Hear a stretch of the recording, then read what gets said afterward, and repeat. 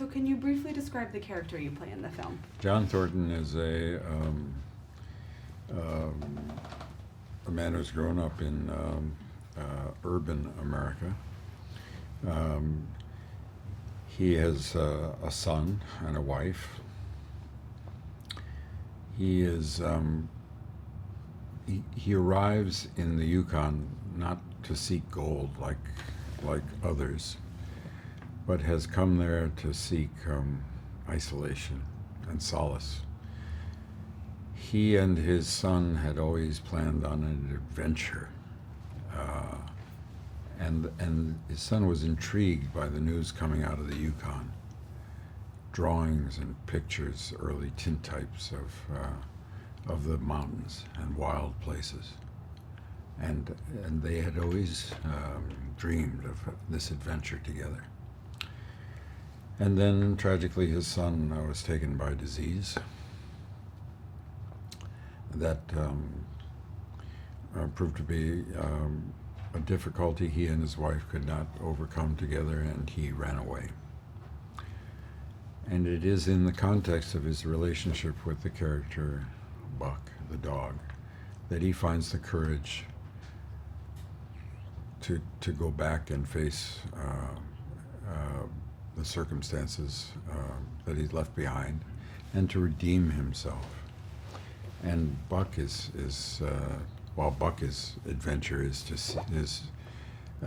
meet his destiny, to join his animal ancestors, and to hear the call of the wild.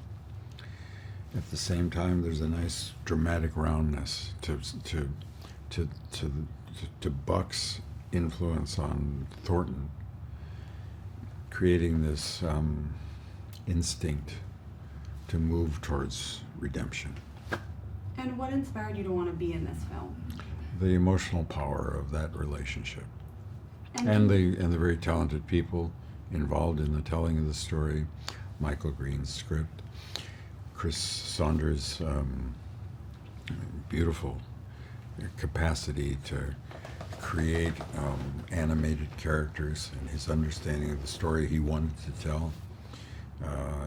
Other people that worked on the film, all inspired. We were all working together to try and create an emotional experience for the audience. Great, and can you talk about the process of making the film and acting opposite a man doubling as a dog? It was actually fun. I mean, it sounds like it would be a difficult circumstance, but Terry Notary is a very good actor, and he was our stand-in for Buck.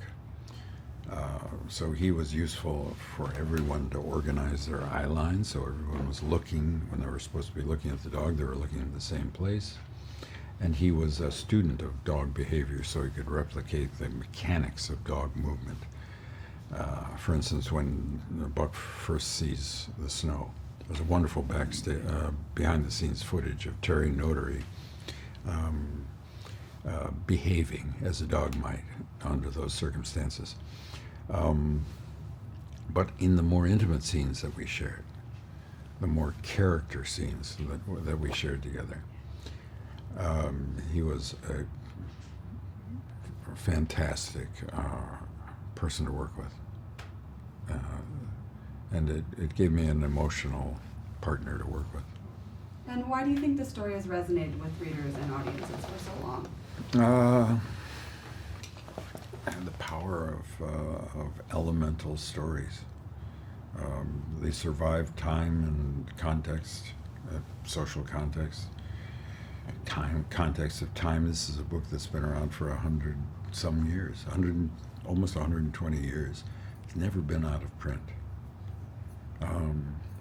So there's something in there that survives, and I think it's because it recognizes the elemental power of nature. And last question, I would say, why is it so important for audiences to experience this film on the big screen? Because the world is big screen. The world is not this big. It's not even this big. But being in a theater, the scale of the visual is really significant difference. That, plus the fact that you're in a theater in the dark with strangers. You've come there, you're experiencing the same thing, you're feeling much the same thing. So you get a sense of your, of a common humanity, which is a very positive thing that we're missing in a lot of other parts of our life.